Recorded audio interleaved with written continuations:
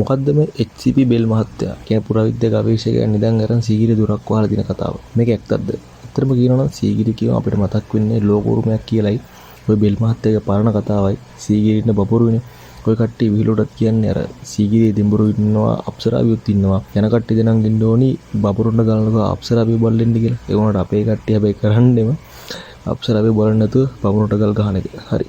ඇත්තටම සීගිරිය කියන නිකම්ම ගලක් නෙමෙයි. ඒක ඇතුළට තැන් තැන් වලින් කුහර තිබිලා තිබ්බ ගලක්. බෙල් මහත්තයා මේ කැණීම් කරන එද්දම මේක දැකලා තියෙන්නේ.